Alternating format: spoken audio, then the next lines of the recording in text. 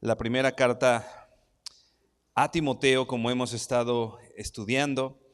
La semana pasada con nuestro hermano Edgar Mendoza repasábamos esta cuestión de los peligros o del peligro que hay en medio de la iglesia incluso, ¿no? Dice, leíamos, estudiábamos que en los últimos tiempos, en los postreros tiempos, iba a haber personas que van a hablar, que están hablando hoy un falso evangelio, un evangelio que no está centrado en la Biblia, un evangelio que no es el evangelio que Cristo Jesús nos ha enseñado y a través de sus discípulos y a través de los apóstoles nos ha dado a conocer. Entonces debemos tener muchísima atención y mucho cuidado porque estamos, como ya hemos dicho acá, viviendo tiempos difíciles, ¿no? Entonces, apercibido de toda esta situación pecaminosa, de engaño en la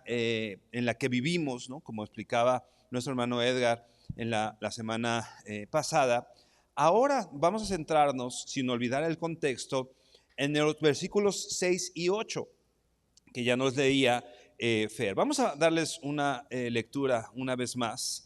Dice así: al señalar estas cosas a los hermanos, serás un buen ministro de Cristo Jesús, nutrido con las palabras de la fe y de la buena doctrina que has seguido. Pero nada tengas que ver con las fábulas propias profanas de viejas, más bien disciplínate a ti mismo para la piedad, porque el ejercicio físico aprovecha poco, pero la piedad es provechosa para todo, pues tiene promesa para la vida presente y también para la futura. Algo que llama la atención en estos versos es el llamado del apóstol Pablo a Timoteo, un llamado que le está diciendo que él debe presentarse. Vamos a ver una conducta, cosas que Timoteo tiene que estar observando en su vida, haciendo en su vida para llamarse o para que se diga de él que es un buen ministro. Vamos a analizar qué quiere decir el apóstol Pablo con esta expresión buen ministro, pero no tomes esto solamente como que es algo que Pablo le dice a Timoteo. No lo tomes, aunque definitivamente lo es, pero no solamente lo tomes como un mensaje que Dios le da al liderazgo de la iglesia o a los ancianos o a los pastores de la iglesia, sino ya decíamos que toda esta conducta de santidad que veíamos en el capítulo 3, todas estas cosas tienen que ser algo que la propia iglesia, que toda la iglesia esté observando, que toda la iglesia tenga ese buen testimonio. No quiere decir que solamente los líderes sean maridos de una sola mujer y entonces toda la congregación sí puede tener varias, ¿no? ¿No? Esto es un modelo de lo que finalmente toda la iglesia debe estar cumpliendo. Así que no solo pienses en esta expresión buen ministro como alguien de liderazgo, sino también tómalo de manera personal, ¿no? ¿Quisieras que se diga de ti que eres un buen ministro, ¿no? Un buen siervo? Hay una expresión que llama mucho la atención en la Biblia cuando llega hombre que había dejado encargados a sus trabajadores, ¿no? Y hay una expresión que contrasta mucho con esta, y te acuerdas, le llama siervos inútiles, ¿no?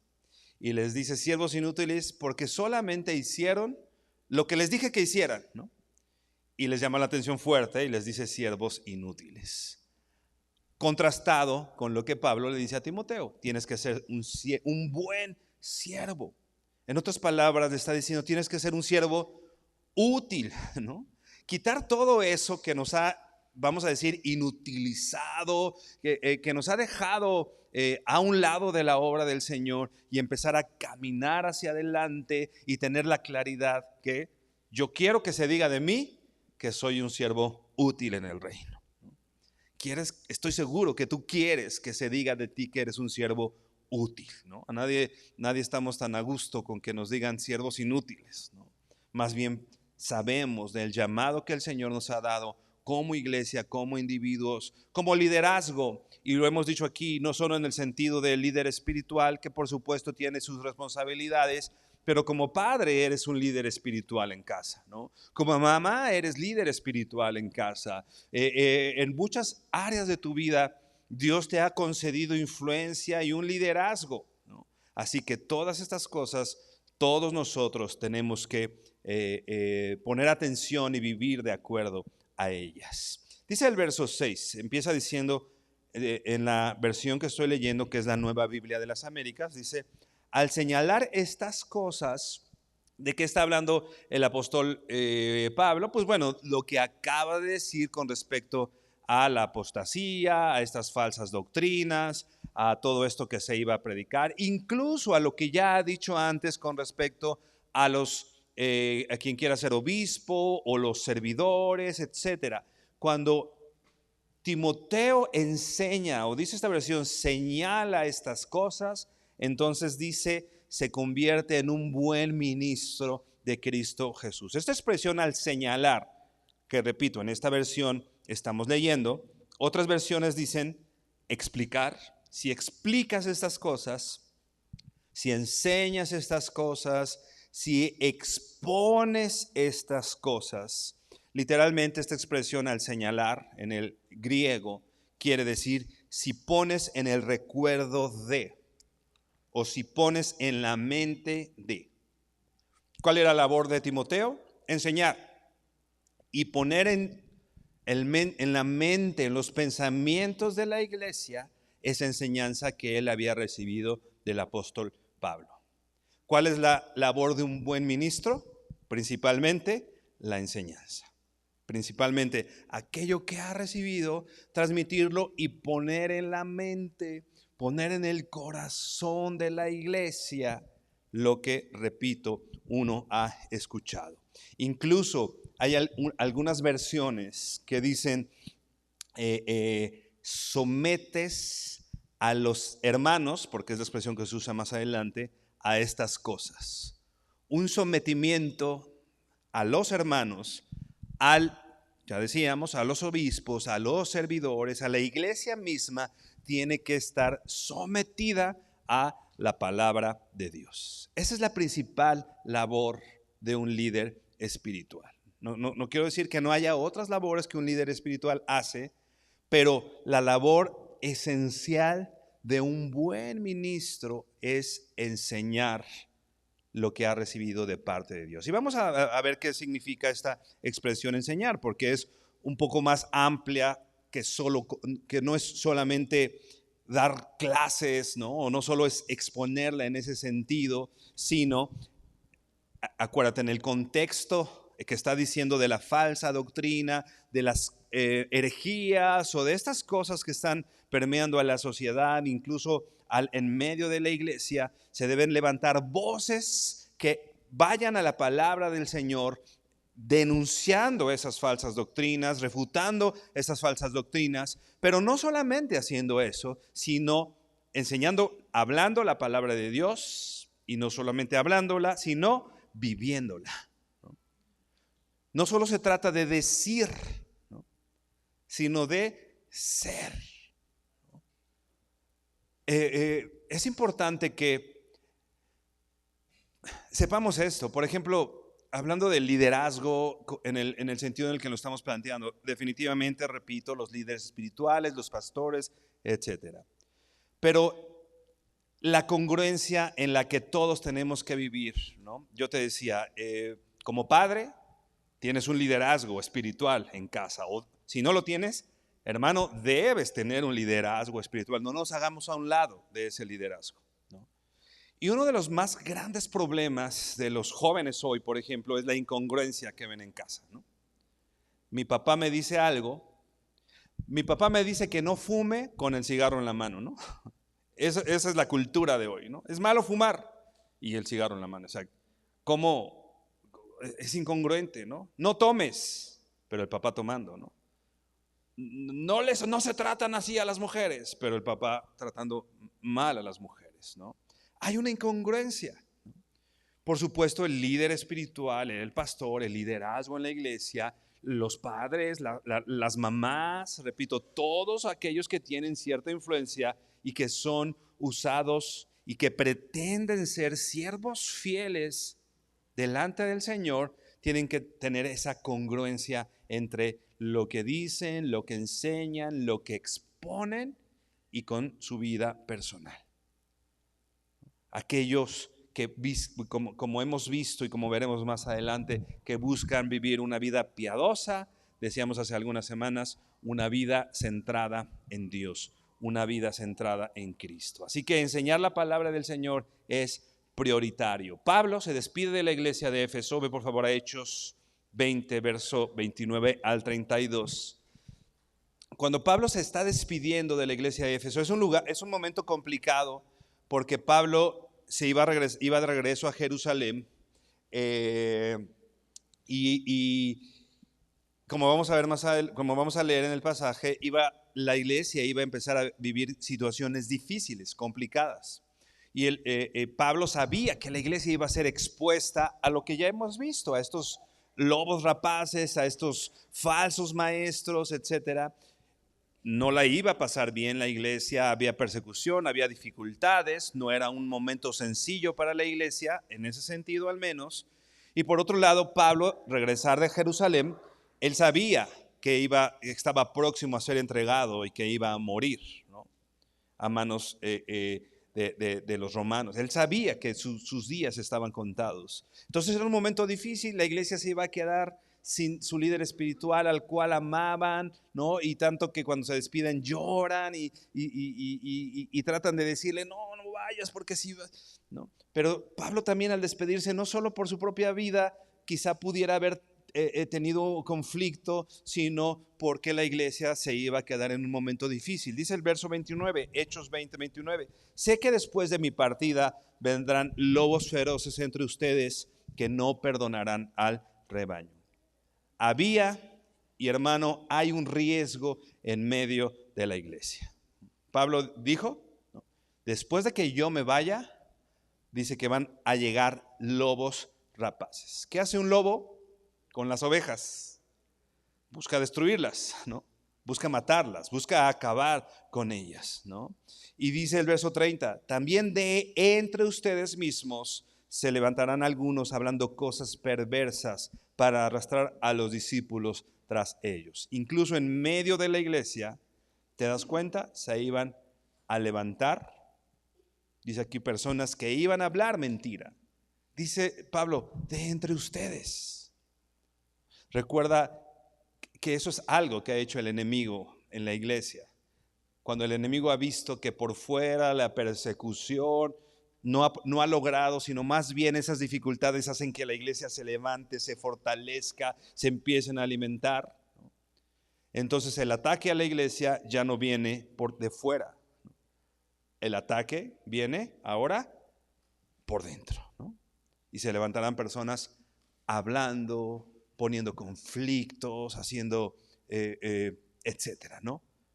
Lobos vestidos de oveja, pero ¿sabes qué? No perdonarán al rebaño, ¿no? Y que quizá disfrazados de, mira, yo sí te entiendo, mira, ¿no? Como lobo que iba con los 3 cochinitos, ¿te acuerdas? ¿No? Va disfrazado de algo, necesitas esto, y al principio, ya que le abres la puerta, no perdona, ¿no? Así los lobos rapaces en medio de la iglesia. Quizá al principio te dicen, oye, mira, yo sí te escucho, yo sí hago esto por ti, ¿no? Y debemos tener cuidado. Digo, no es que nos estemos cuidando de todas las personas, pero sí estemos apercibidos que esa es una situación que se daba en la iglesia y que incluso hoy sigue estando en la iglesia. Por tanto, dice el verso 31, estén alerta. ¿Cómo tiene que estar la iglesia? Alerta. Tenemos que estar atentos, porque esa es una realidad. No podemos estar dormidos, no podemos estar ahí con nuestros ojos atentos.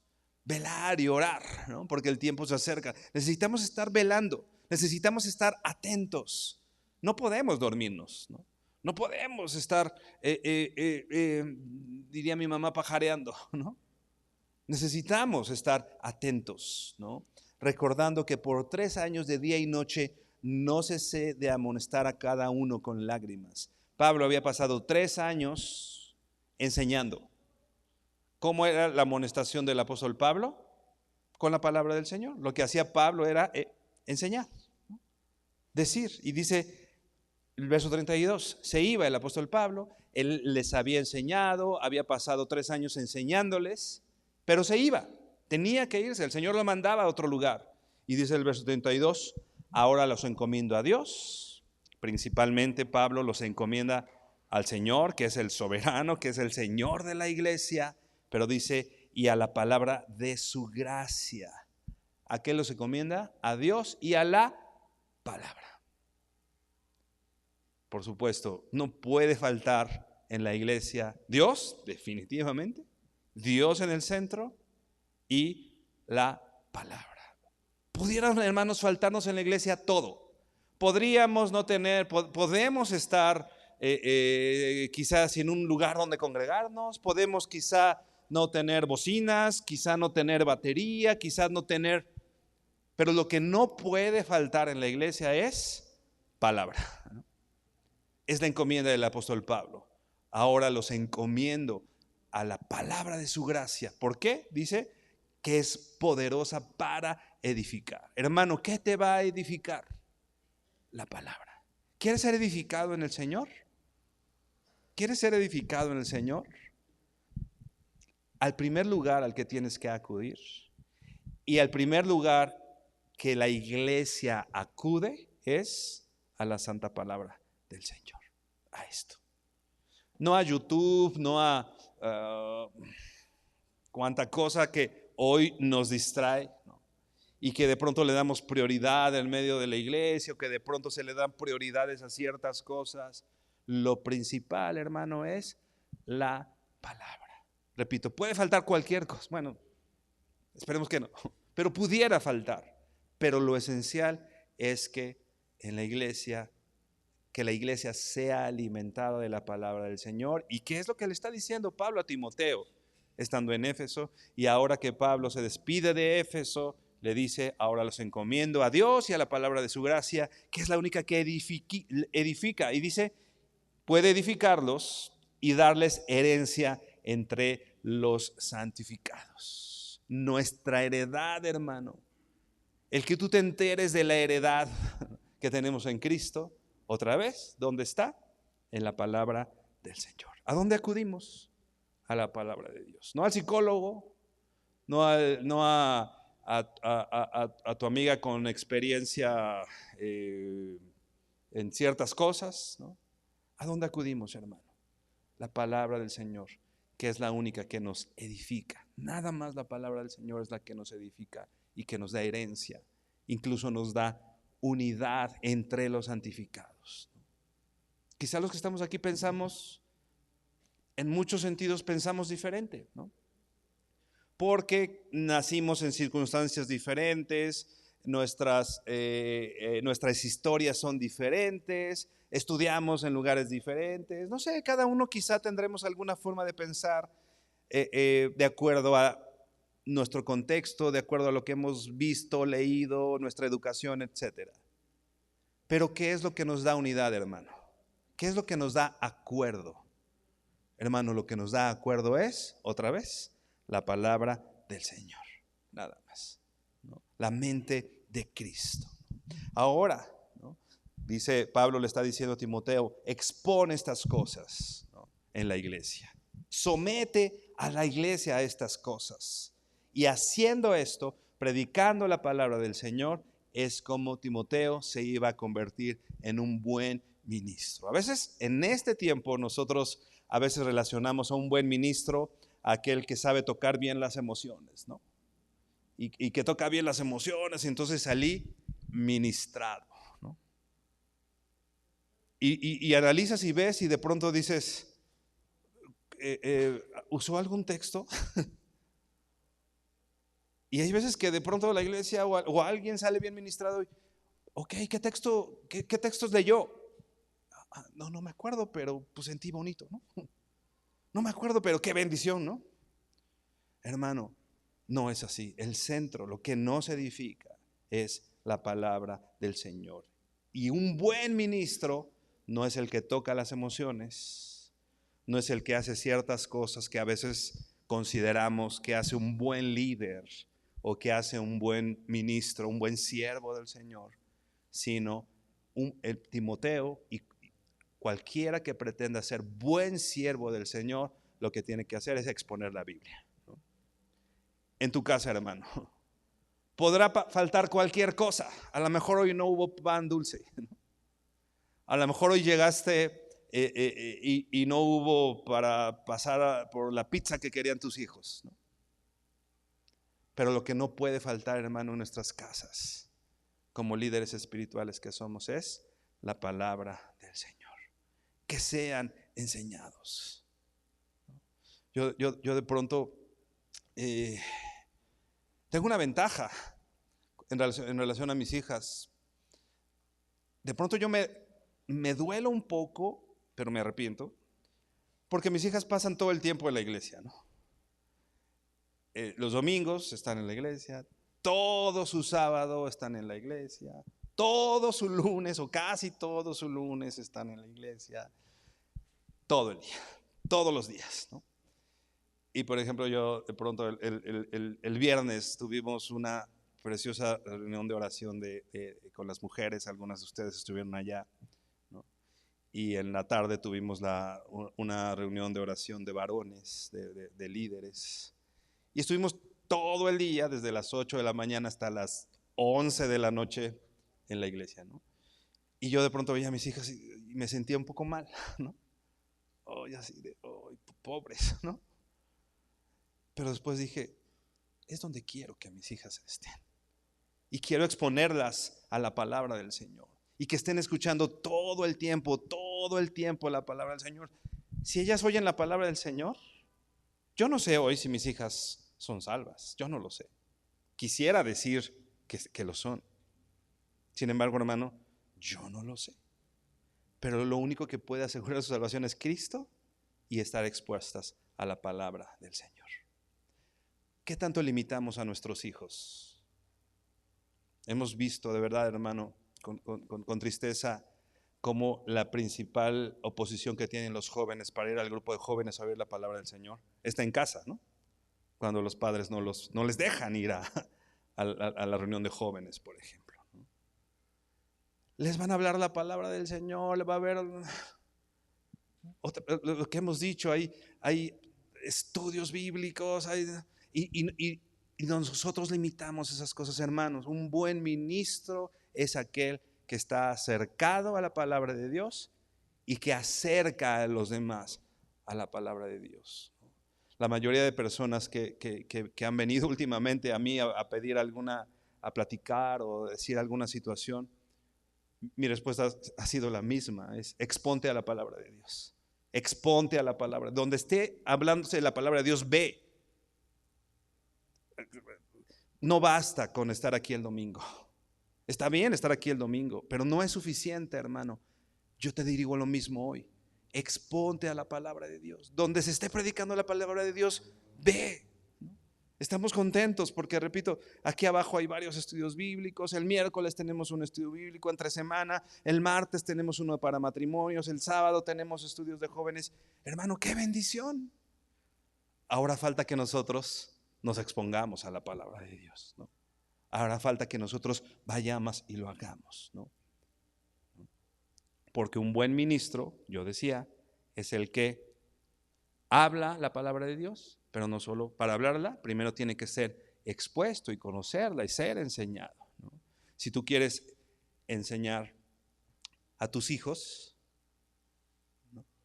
Muchas veces traemos a nuestros hijos con el pastor y, pastor, dígale, ¿no? Porque nos faltan argumentos, ¿no? Porque no conocemos la palabra de Dios. Está bien, tráelo, sígueles trayendo, no importa, está perfecto. Eso no está mal. Lo que no es correcto es que nosotros no tengamos argumento para decirles a nuestros hijos y hablarles, ¿no? Lo que la Biblia dice, y repito, de manera congruente.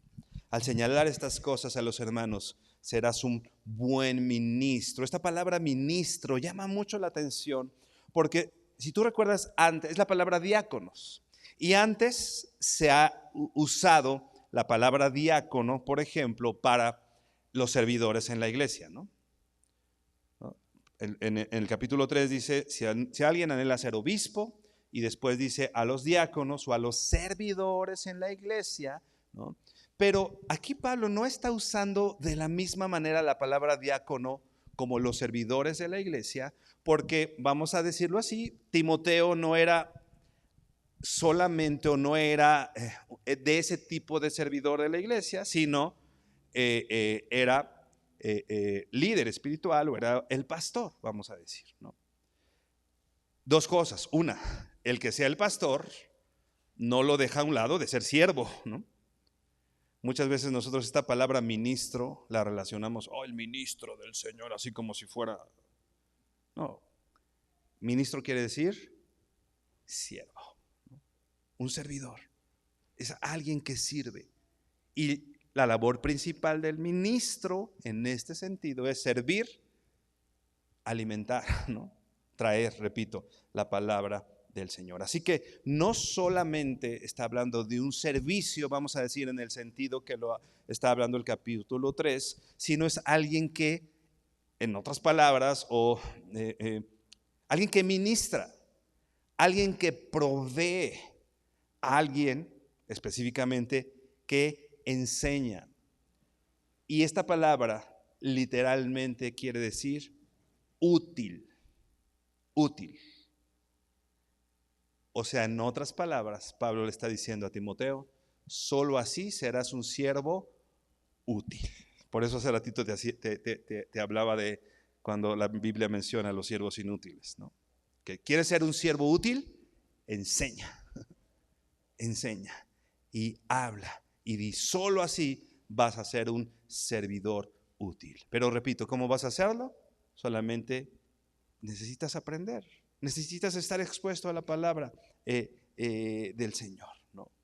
Ahora, un punto importante del ministerio, ¿no?, es edificar al pueblo de Dios en medio de la enseñanza, o como ya decíamos, con la santificación personal, haciendo clara, haciendo congruente esa enseñanza con, repito, con la vida, con nuestra vida. Así que por eso es importante que como líderes espirituales, pastores, vigilemos nuestra vida, pero ya decía, no solo vigilar nuestra vida o tener esta congruencia es para los líderes espirituales, sino es para todos los cristianos, ¿no? Porque Pablo no está diciendo, solo los líderes espirituales busquen de Dios, ¿no? No, eso es algo que todos somos y todos tenemos que hacer. Así que nosotros tenemos que evaluar nuestras vidas recurrentemente. Debemos vigilar nuestras vidas, ¿no? ¿Qué estamos haciendo con lo que el Señor nos ha dado? Un anciano, un pastor usado por ahí en los años de 1800 en Escocia, murió joven, murió a los 30 años. En su lápida pusieron el siguiente mensaje, dice, murió a los 30 años de edad y a los 7 de ministerio. O sea, empezó a los 23 años en el ministerio, ¿no?, de pastoral. Caminó estrechamente con Dios, ejemplo para los creyentes en palabra, en conversación, en caridad, en espíritu, en fe, en pureza. No cesó día y noche de trabajar y velar por las almas. ¿Te imaginas que en nuestra lápida pongan algo parecido? Que la gente, porque el mensaje de la lápida evidentemente no lo pone el que se murió, ¿no? Lo pone la gente que convivió con él, ¿no? Hermano, digo, a lo mejor se suena medio lúgubre, pero ¿qué quisieras que pongan en tu lápida? O en otras palabras, quizá más románticas, ¿cómo quieres ser recordado? ¿Cómo quieres que te recuerden tus hijos? ¿Cómo quieres ser recordado? Dice, cuando la mujer, ¿te acuerdas que rompe el perfume, el alabastro? Y que los discípulos dicen, ¡qué desperdicio! Hermano, cuando tú dedicas tu vida al Señor y tus valores como este perfume, la gente, incluso los discípulos, porque los discípulos dijeron esas palabras, van a decir, ¡qué desperdicio! todos los domingos en la iglesia, qué desperdicio. Llevar a tus hijos a jóvenes, qué desperdicio de tiempo. Es lo que dice la gente, ¿no? Sin embargo, ¿qué hizo Jesús? Se levanta y defiende a esta mujer, ¿no? Que es de las únicas veces que veo que Jesús se levanta puntualmente en defensa de una persona. Y en pocas palabras les dice, les comió en maldad a todos esta mujer, porque se les adelantó a todos a ungirme, ¿no? O sea, imagínate, los discípulos cercanos al Señor estaban pajareando, como decíamos, y esta mujer se acerca, viene y rompe el alabastro y lo unge. Y Jesús dice, esta mujer se les adelantó a todos ungiéndome para mi sepultura. Y dice puntualmente, cada que se predique el evangelio, ¿te acuerdas? Se va a hablar de ella para memoria de ella. Esa palabra memoria, ¿no?, se puede traducir para fama de ella, para su recuerdo. ¿Y te imaginas? Esa obra que hizo esta mujer hace que hoy estemos hablando de ella, hablando del evangelio, ¿no? Para que ella sea recordada. Obviamente ese recuerdo nos evoca la gloria del Señor y es para glorificar al Señor, ¿no? Pero hoy esta mujer es recordada por ese perfume que derramó y que perfumó toda la casa, y hoy es recordada por esa su obra. Otra vez, hermano, ¿cómo quieres ser recordado? ¿Qué quieres que diga tu lápida? Era un enojón, ¿no? O se pasó todo el tiempo en el trabajo, o ganó mucho dinero en su vida. O, hermano, ¿cómo quieres ser recordado? ¿Te imaginas que la gente alrededor ponga buen ministro de Jesucristo, ¿no? Y que de pronto el Señor te reciba y te diga, hey, buen siervo y fiel, en lo poco has sido fiel, sobre mucho te pondré, entra en el gozo de tu Señor. Hermano, yo quiero eso. Hermano, yo quiero eso. Yo quiero luchar y trabajar y esforzarme y desgastarme y exponer, y que mis hijas vean eso en mí. Que vean que la plenitud. Yo era músico. Yo quiero que mis hijas sepan que la plenitud está en Cristo y no siendo el mejor músico de México. Que es preferible ser y estar en la casa del Señor y en los atrios del Señor que la fama que te puede ofrecer el mundo. Hermano, busquemos esa memoria, esa nuestra memoria. También Pablo dice, ¿no?, a los macedonios, ¿no?, que dieron una ofrenda y que ellos iban a ser recordados también por esa ofrenda que dieron al Señor, ¿no? Hermano, este hombre que su lápida tenía este mensaje, dijo esto alguna vez: la mayor necesidad de mi pueblo es mi santidad personal. ¿Qué necesita mi pueblo? Más que otra cosa, más que mi tiempo tal vez, más que mi inteligencia, o más que, ¿qué necesita la iglesia? Mi santidad, hermano. Hermano, ¿qué necesitan tus hijos? Más que el recurso que puedas llevarle a casa, que lleva recurso, por favor. Pero más que eso, ¿qué necesitan tus hijos? Que seas santo. Tu santidad. Hermana, provee para la casa. Sí, haz lo que tengas que hacer en casa, ¿no? O si eres una hermana que trabaja y llevas el alimento a casa, haz eso. Pero con el entendimiento que la mayor necesidad de tus hijos o de las personas en las que tienes influencia es tu santidad personal. Y de ahí se desprenderá lo demás. Hermanos, es importante que busquemos la santidad. Ser santos, porque el Señor es santo. Regresa a 1 Timoteo 4, verso 6. Dice: al señalar estas cosas a los hermanos, serás un buen ministro de Cristo. cuando tú expongas a los hermanos, cuando tú sometas a los hermanos a esto de manera congruente, entonces se va a decir de ti que eres un buen siervo, un siervo útil de Cristo Jesús. Y dice aquí, nutrido, ya habíamos hablado del alimento espiritual. ¿Qué es lo que tiene que ser un buen ministro? Alguien que primeramente se nutra. Esta palabra nutrir, en el tiempo verbal en el que está escrita en el griego, no es alguien que se nutrió una vez, sino es esta palabra que en español es el gerundio ando y yendo, ¿no? ¿Te acuerdas? Entonces es nutriendo. Entonces un buen ministro es alguien que se está continuamente nutriendo. Hemos hablado con hermanos que, oye, ¿por qué no tomas, de verdad, esto pasa?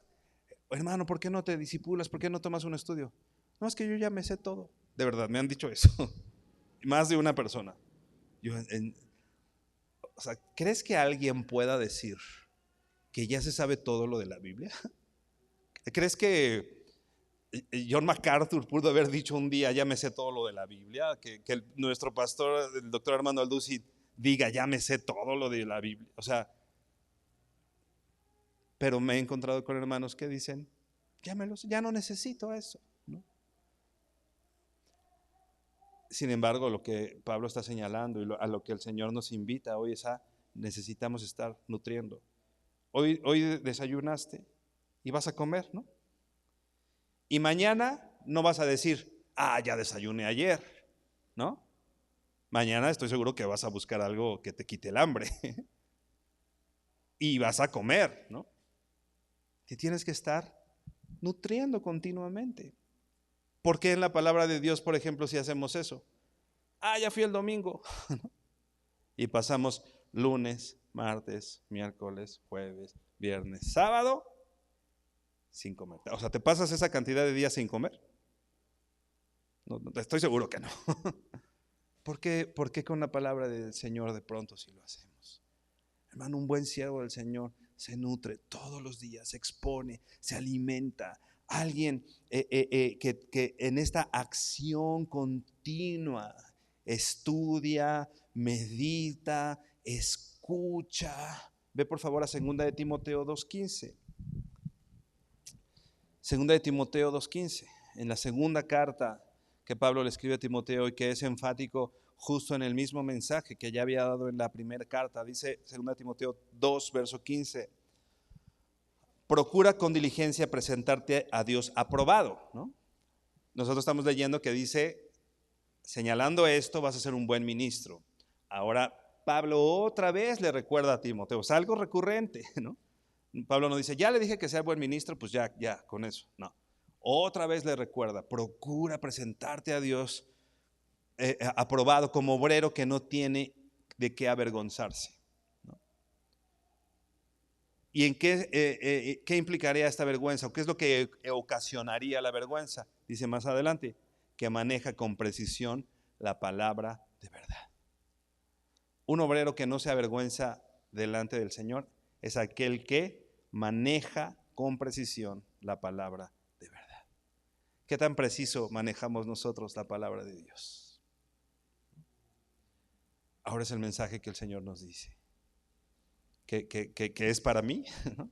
Yo no estoy exento, por supuesto, pero que estoy seguro que es el mensaje que también de parte de Dios para que tú lo escuches hoy, que es procura presentarte delante de Dios como obrero que no tiene de qué avergonzarse, que explica bien la palabra de Dios, que maneja bien la palabra de Dios. La NTV dice justamente eso, que explica correctamente la palabra de Dios, que traza bien, ¿no? El principal maestro de la palabra de Dios para tus hijos, por ejemplo, mamá, papá, tienes que ser tú. A veces dejamos esa responsabilidad para que en KIT les enseñen, ¿no? Pues que vayan el domingo y ahí que aprendan. Está bien, o sea, la iglesia es para eso, para enseñar la palabra de Dios. Pero eso no nos exenta a nosotros como padres el principal maestro, hermano, de nuestros hijos de la paz. Cuando tu hijo tenga una duda, a la primera persona a la que debería acudir sería a ti. ¿Tenemos todas las respuestas? No, evidentemente no tenemos todas las respuestas. Y es bueno que de pronto, definitivamente digas, sí, mira esto y expliques la palabra de Dios. Pero si no tienes las respuestas, que le digas a tu hijo, no sé. Pero no es así de, no sé, lo voy a investigar. Y que vayas y que investigues y que preguntes y que le lleves la respuesta a tu hijo, ¿no? A veces respondemos así, el domingo le preguntas a tu maestro, ¿no? Está bien, o sea, sí, los maestros están para eso, los líderes espirituales están para enseñar. No es, el problema, la situación no es que no preguntes en la iglesia, por favor hazlo, por favor pregunta en la iglesia. Pero lo que tenemos que asumir como padres, como cristianos, como hijos de Dios principalmente es que esa sí es responsabilidad nuestra, ¿no? Es importante que lo hagamos. No sé si haya aquí algún nutriólogo o alguien que sepa, voy a tratar de... Pero bueno, en la comida que nosotros comemos, ¿no? En los nutrientes, en la comida, en el alimento tiene nutrientes y el alimento también, o algunos alimentos tienen lo que se llama antinutrientes, ¿no? Digo, hay también comida chatarra que ni siquiera tendría que llamarse alimento, ¿no? Pero bueno, hay ciertos alimentos que no solo no te nutren, sino hacen lo contrario, te roban nutrientes. Evidentemente lo que nosotros debemos buscar es alimento que nos nutra, no que nos enferme. La comida chatarra, mucha de ella tiene estos antinutrientes que en vez de alimentarnos o nutrirnos, nos quitan o dejan o no permiten que haya una correcta absorción de los alimentos que sí son buenos, ¿no? Y esto tiene efectos definitivamente negativos en nuestra salud. En el ámbito espiritual hay alimento que nos nutre y hay comida chatarra, que a lo mejor nos gusta. Agarras una papita y no puedes comer solo una, ¿no? Nos gusta. O sea, no podemos decir, ay, sabe re feo. Pues si supiera re feo, no tendrían tanto éxito esa industria, ¿no? Nos gusta y nos comemos y dame este juguito porque está bien dulce y lleno de azúcar, pero pues, lo hacen justamente para que te guste, ¿no? No es que no nos guste, es que nos gusta, evidentemente es algo que a lo mejor disfrutamos, pero es algo que no nos nutre. Es algo más bien que es contrario. Repito, en el ámbito espiritual hay algo parecido. 1 Timoteo 4, verso 7. 1 Timoteo 4, verso 7 dice, pero nada tengas que ver con las fábulas profanas propias de viejas, más bien disciplínate para la piedad. Estos antinutrientes, Pablo empieza a hablar con un contraste, ¿no? Y empieza a hablar en estos versos, en este y en los que siguen más adelante, empieza a decir cosas correctas e incorrectas, contrastes. El antinutriente, no tengas nada que ver con fábulas profanas. Es lo que había pasado en el capítulo 1 que estudiamos también, ¿te acuerdas? Te dejo, como te rogué que te quedaras en Éfeso, para que mandes a algunos que no enseñen diferente doctrina, ni presten atención a fábulas ni genealogías interminables. Tienen buen aspecto, es una genealogía interminable y así, pero ¿sabes qué? Es una fábula, es un cuento. Te hace sentir bien, pero ¿te alimenta? No te alimenta. Te hace sentir un campeón y sales, pero ¿te alimenta? No te alimenta. ¿Qué dice Pablo? No prestes atención a esas fábulas. Son cuentos. Es un cuento, ¿no? Fábulas profanas propias de viejas. Bueno, está hablando de un grupo particularmente de mujeres que no habían sido expuestas a la palabra de Dios, ¿no? Y que por cuestión cultural también no habían tenido acceso a educación, a muchas cosas. Entonces, lo que hacían estas mujeres, que después también se mencionan en la segunda carta, eran llevadas y movidas y por cualquier doctrina, y que estaban de pronto en las casas y decían chismes y se movían. Es lo que hacían estas mujeres, ¿no? No está diciendo que todas las mujeres sean así, para que no. Está hablando de un grupo de mujeres que no habían sido instruidas y que estaban llevando esos chismes y esas fábulas a muchos lados. Entonces dice, no escuches eso, hermano. ¿De qué te alimentas? ¿Qué escuchas? O sea, si viene una persona que no tiene en ninguna manera ni la autoridad ni espiritual, ni moral, ni en ningún sentido para enseñarte o para decirte una verdad, ¿por qué le creemos? ¿No? Y hoy estamos llenos de medios de comunicación que no dan noticias, sino que dan posturas, ¿no? Y que adoctrinan. Y nosotros ponemos la red social y le creemos, ¿no? Y nos alimentamos de las redes sociales. Hoy, hermano, la sociedad dice, el otro día oía una estadística que decía que los jóvenes de hoy, si sigue la tendencia como va, cuando cumplan, no sé, no recuerdo bien la estadística, pero que cumplan, ponle 70 años, habrán pasado 20 años en un celular. ¿Te imaginas? 20 años de su vida expuestos a un celular. De eso se está alimentando hoy.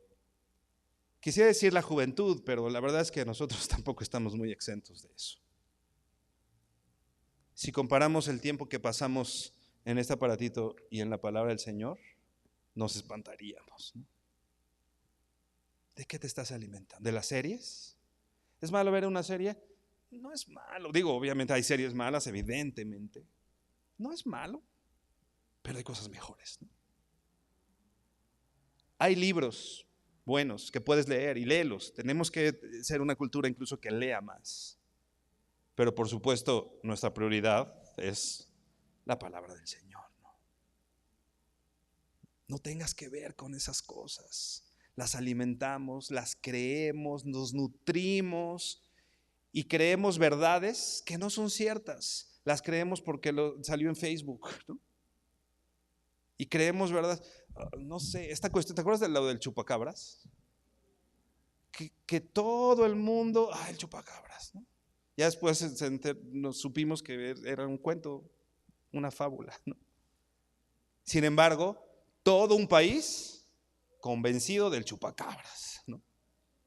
Y hoy, hermano, quizá no del chupacabras, pero tenemos un adoctrinamiento y una postura en muchos sentidos por lo que dicen los medios, o porque dicen las redes sociales, o porque lo dicen los maestros de la universidad, porque lo dicen los amigos. De eso estamos alimentando. Tu hijo que va en la escuela, hay una estadística que el 80% de lo que tu hijo aprende en la escuela no lo aprende del maestro, lo aprende de sus compañeros. Entonces, si nosotros dejamos la educación de nuestros hijos, ya no digas en manos de la escuela, en manos de sus compañeros de la escuela. Imagínate. Entonces, ¿quién tiene que tomar responsabilidad de eso? Yo te pregunto, ¿de qué te están nutriendo tus hijos? Es bien fácil, hermano, y creo que todos, muchos, nosotros hemos caído en eso, ¿no? Ay, necesito, entretente un rato en lo que yo, ¿no? Y estamos alimentando a nuestros hijos. Hermano, tengamos cuidado, hay antinutrientes, no tengas que ver con eso. Más bien, dice más adelante, más bien, y aquí yo te decía de estos contrastes, dice, disciplínate a ti mismo para la piedad.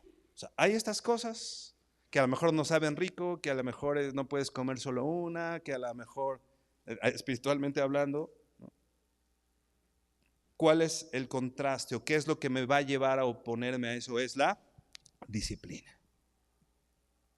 Muchas veces, yo lo he dicho aquí, muchas veces creemos que un día nos vamos a despertar y vamos a decir, yo me siento bien espiritual, pásame mi Biblia, ¿no? Y vas a orar 3 horas y leer 3 horas, ¿no? Y al otro día igual, te despiertas bien espiritual. ¿Sabes qué, hermano? Normalmente nos despertamos porque suena el despertador con chinguiñas y te acercas a la Biblia y le tienes que hacer así, ¿no? O sea, no te despiertas, o ustedes, yo no.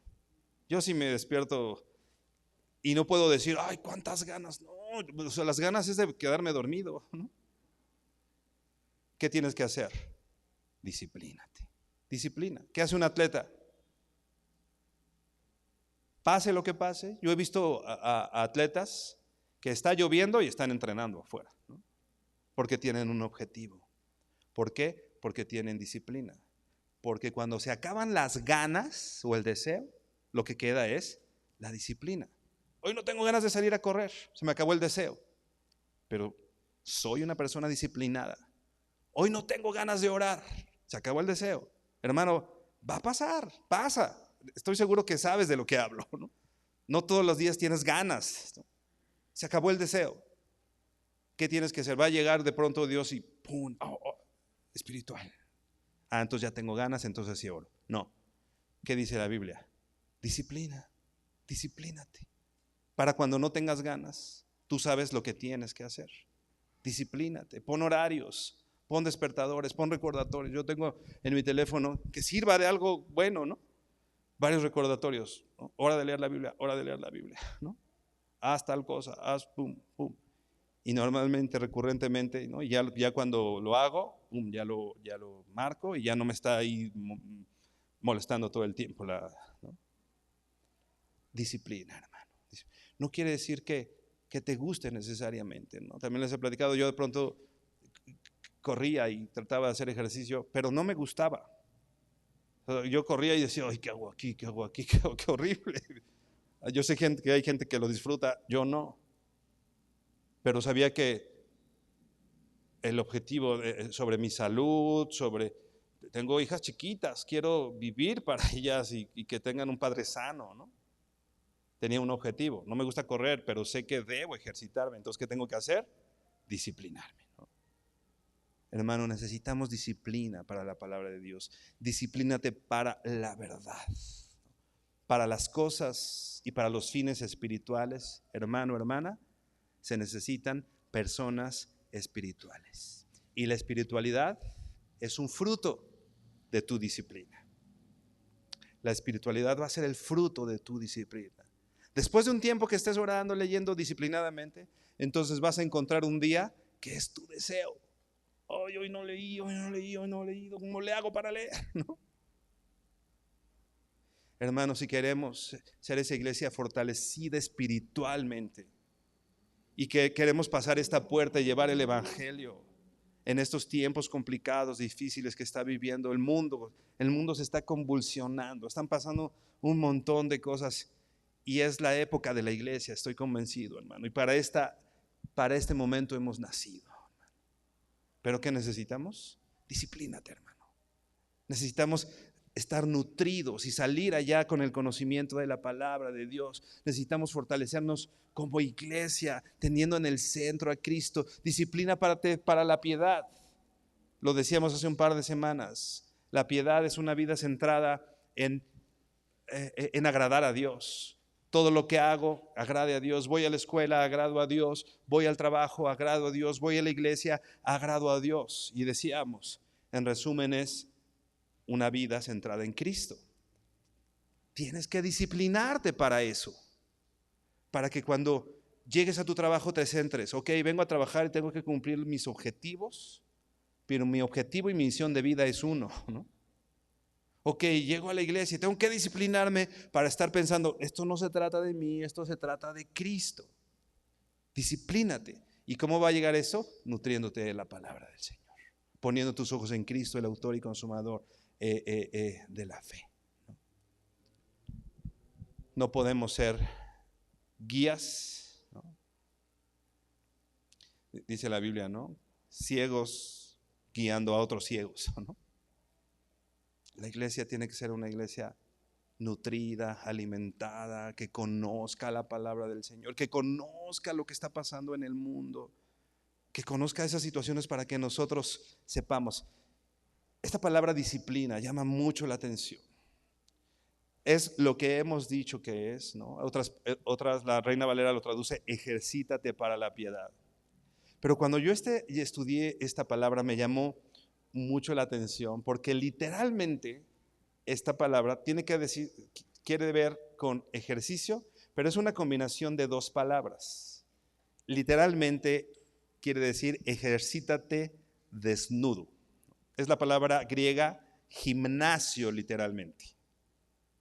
La palabra griega que se ocupa para disciplínate o ejercítate es la palabra gimnasio, de ahí viene la palabra gimnasio.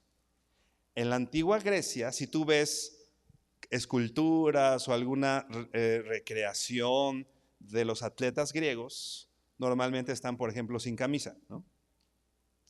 No estaban así como con mucha ropa. La desnudez en la antigua Grecia no tenía, al menos en ese ámbito deportivo. Recuerda, en Grecia surgieron los Juegos Olímpicos, por ejemplo. O sea, el atletismo, el deporte era algo muy, muy importante. Ahorita vamos a ver más adelante por qué no es tan importante, pero Pablo está usando esta analogía. Entonces, los atletas en ese tiempo, llegaban y hacían los juegos y participaban, pero una evidencia de que se habían ejercitado por muchos años era su cuerpo, ¿no? Entonces, si de pronto llegaba alguien y se mostraba sin camisa o desnudo y no tenía musculatura, pues evidentemente no se ha ejercitado, ¿no?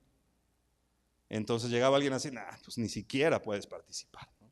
Entonces por eso dice ejercítate desnudo, porque los griegos llegaban y entonces venían con esos cuerpos esculturales moldeados por el ejercicio y hacían evidente que se habían ejercitado, ¿no? O sea, en el ejercicio nadie te puede hacer la tarea, ¿no? O sea, no puedes llegar y no ejercitarte un año y decirle, oye, pásame la tarea y ya llegas tú bien ponchado, ¿no? No. O sea, es algo que haces y si es evidente. Algunos se nos nota que no somos tan ejercitadores, ¿no? Y sin camisa, pues imagino, pues, no nos imaginemos esas cosas. Pero para los griegos, repito, les era fundamental que en los juegos se presentaran así, porque era una muestra de que en efecto habían hecho su tarea todo este tiempo, ¿no? Y que habían dado un fruto, ¿no?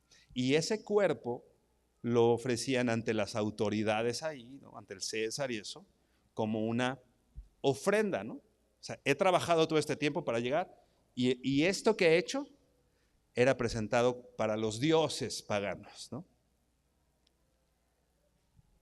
Curiosamente el apóstol Pablo ocupa esta palabra de lo que estaban haciendo los griegos, ¿no? En Éfeso, y le dice a Timoteo, ejercítate desnudo, que se haga evidente tu ejercicio, que se note pues, que se vean tus músculos espirituales, ¿no? Que se vea que conoces la Biblia, que se vea tu habilidad en las disciplinas espirituales, que se haga evidente. Hermano, nadie te va a pasar la tarea tampoco. Si estás ejercitado espiritualmente, se nota, ¿no? Se hace evidente, ¿no? De pronto esas personas dicen, no, pues yo ya no necesito, ¿no? Pum, se ven raquíticos, ¿no? Se hace evidente que no te ejercitas. En nuestra madurez, la madurez y es para los que han ejercitado, tienen sus sentidos ejercitados, ¿no? Hermano, no podemos seguir siendo una iglesia no ejercitada. Tenemos que modelar el evangelio. Tenemos que modelar y hacer evidente por nuestras obras, por nuestras actitudes, por nuestra madurez, que me estoy ejercitando espiritualmente. Porque es a lo que está haciendo referencia con la palabra ejercítate, gimnasio. O sea, ejercítate, pero no es que te ejercites solo a las 4 de la mañana cuando nadie te ve. Ok, te ejercitaste a las 4 de la mañana, pero llegas acá con tus músculos, ¿no? Ok, leíste a las 5 de la mañana todos los días. ¿Sabes cómo vas a llegar a la iglesia y a tu trabajo y eso? Con tus músculos espirituales. y se hace evidente, repito, con nuestra madurez, ¿no? Estos competidores dedicaban su cuerpo a Zeus, a los dioses, y les daban un homenaje a sus dioses con su cuerpo, ¿no? Ahora nosotros, no es un homenaje a los dioses, es al único Dios vivo y verdadero. Y nuestro homenaje al Señor es nuestros músculos espirituales, nuestra disciplina en el Señor, nutrirnos. Porque dice el verso 8, porque el ejercicio físico aprovecha poco, ¿no? Está haciendo ese contraste. Primero habla del gimnasio y del ejercicio físico, pero dice ejercítate, pero para la piedad. El ejercicio físico aprovecha poco. Van y les aplauden y órale, ¿no? Pero la piedad es provechosa para todo, pues tiene promesa para la vida presente y también para la vida futura. Hermano, la piedad, que tú te ejercites en la piedad, tiene beneficios espirituales en el futuro, cuando no estemos aquí. Como te ejercites hoy, va a tener un fruto, dice aquí, en la vida futura, ¿no? Qué emoción. O sea, no solo es aquí, me estoy ejercitando, pero eso me va a ayudar no solo en esta tierra, sino en la presencia del Señor. ¿Cómo vamos a llegar de ponchados a la presencia del Señor? Y también tiene beneficios, dice aquí, para la vida presente. Mi santidad es la mayor necesidad de la iglesia. Ese ejercicio que tú hagas, el que tú te presentes, ese beneficio de tu disciplina espiritual, hermano, tus hijos se van a beneficiar de eso. Tu esposo se va a beneficiar de eso. Tus padres se van a beneficiar de eso. Tus hermanos en la iglesia se van a beneficiar de que estés alimentado y nutrido y ejercitado en esto. Por último, 1 Corintios 2, primero a los Corintios 9, 24, en la NTV, dice así. 1 Corintios 9, 24 dice: ¿no se dan cuenta de que en una carrera todos corren, pero solo una persona se lleva el premio? Así que corran para ganar. Otra vez el apóstol Pablo le gustaba esta analogía con el deporte y porque era algo que culturalmente era muy importante en esas zonas, ¿no? En Grecia, los griegos y toda la influencia que habían tenido en la región. Por eso pone ese ejemplo, ¿no? Un atleta se está ejercitando todo el tiempo y solo una persona gana, ¿no? Imagínate, todos se ejercitaron y solo hubo un ganador. Así que, hermano, corre para ganar. Ejercítate, disciplínate en la palabra del Señor para que seas el campeón. Voy a usar esta palabra que no me gusta, pero espiritualmente, pues, ¿no? Dice el verso 5, todos los atletas se entrenan con disciplina, lo hacen para ganar un premio que se desvanecerá, pero nosotros lo hacemos por un premio eterno. Un atleta es un atleta y tú ves a un atleta por cómo come, por su físico. O sea, tú reconoces a un atleta, ¿no? Porque no come papitas y chetos y juguitos, ¿no? Porque se alimenta bien y lo reconoces, ¿no? Y porque ve su cuerpo y porque es disciplinado, ¿no? ¿Y sabes por qué lo hace? Por salud, por pues que le dé una medalla olímpica, ¿no? Pero hermano, nuestro beneficio espiritual es eterno. Entonces, va a traer un fruto eterno, ¿no? Un premio eterno. Dice el verso 26, por eso yo corro cada paso con propósito. No solo doy golpes al aire, disciplino mi cuerpo como lo hace un atleta. Lo entreno para que haga lo que debe de hacer. Hermano, disciplinemos. Nuestro cuerpo quiere hacer tal o cual cosa. ¿Qué tienes que hacer con tu cuerpo? Disciplínalo. Tu cuerpo quiere comer y nutrirse física y espiritualmente de ciertas cosas. ¿Qué tienes que hacerlo? Disciplinarlo. Disciplinar nuestro cuerpo, ¿no? Como lo hace un atleta. Lo entreno para que haga lo que debe de hacer, no lo que quiere. Muchas veces nosotros obedecemos a nuestro cuerpo, ¿no? Hasta esta palabra, ¿qué te pide el cuerpo? Pues me pide otra concha, ¿no? No, disciplino, mi cuerpo va a comerse lo que yo decida que se come, ¿no? en el ámbito espiritual, disciplina tu cuerpo. ¿Qué quiere hacer tu cuerpo? Ver una serie. Disciplina tu cuerpo. ¿Ya leíste la Biblia? ¿Ya oraste? Ya, todas estas disciplinas espirituales, ¿no? La oración, el venir a la iglesia, el servir al Señor, el predicar la palabra del Señor, requieren disciplina, no es sencillo. Requieren que, para venirte de todos los domingos para acá, requiere disciplina, ¿no? Que te disciplines y lo hagas, ¿no?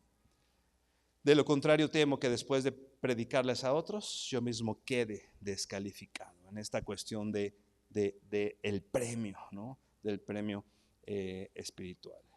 Hermano,